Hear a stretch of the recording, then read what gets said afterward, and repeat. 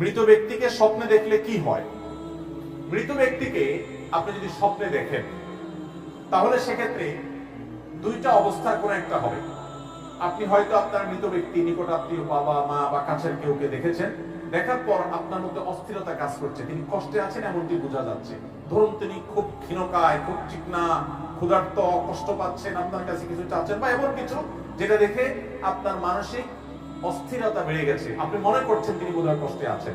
তাহলে আপনি তার পক্ষ থেকে প্রথমত আল্লাহর কাছে মাফ চাইবেন, ইস্তিগফার করবেন, চোখের পানি ফেলে আল্লাহর কাছে দোয়া করবেন, আল্লাহ আপনাকে মাফ করেন। দ্বিতীয়ত, আল্লাহ যতটুকু তৌফিক দিয়েছেন দান সাদাকা করবেন তার তরফ থেকে।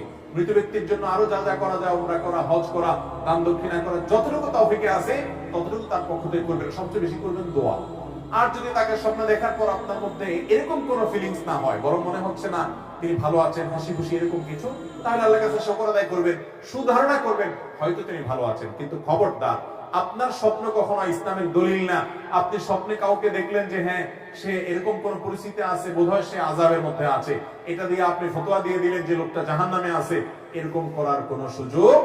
কারণ আলমুল গায়বের বিষয় একমাত্র আল্লাহ ভালো জানেন, আমরা ধারণা করতে পারি মাত্র। আপনার ধারণা কোনো কিছুকে প্রমাণ করবে না, বিধায় এই বিষয়ে সাবধান থাকতে হবে। তবে হ্যাঁ, মুর্দার জন্য আপনাদের সবসময় দোয়া করা উচিত। এই ধরনের পরিস্থিতি হলে তাদেরকে বেশি দেখলে আরো বেশি দোয়া বাড়াবো এবং তাদের জন্য আমরা আল্লাহর কাছে মাগফিরাত চাইবো, দান সাদাকা